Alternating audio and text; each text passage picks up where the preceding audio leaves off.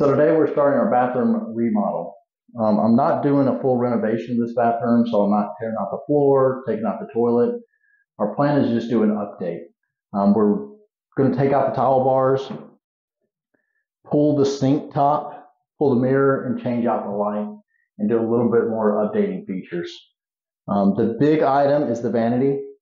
Instead of buying a whole new vanity, we just plan on taking the top off and buying a new top. Most of the time, these tops are just glued down. So I'll glue them to the vanity and then glue them to the sides. So we'll go ahead and get started of tearing out what we need to tear out as gently as possible.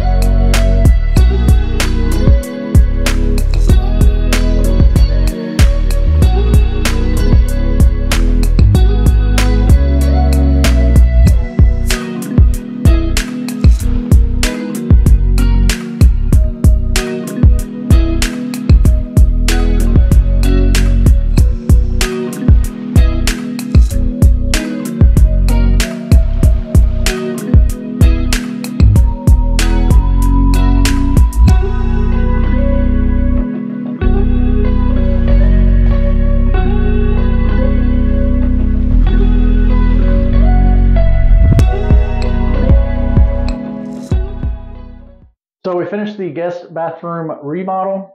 This was a very quick and easy process. Our largest one item expense was this vanity top, and it was only $170. So you can easily do a project like this small bathroom for under $500. And it wasn't intrusive at all. I didn't tear out the floor. All I did was rip out the vanity top and rip the mirror off the wall. Everything else was really easy, patch and clean up. So if you wouldn't mind, leave a comment. Let me know if you liked the video, and drop any questions down below if you want to know paint colors or anything I didn't explain during the video. Thanks, I'll see you on the next one.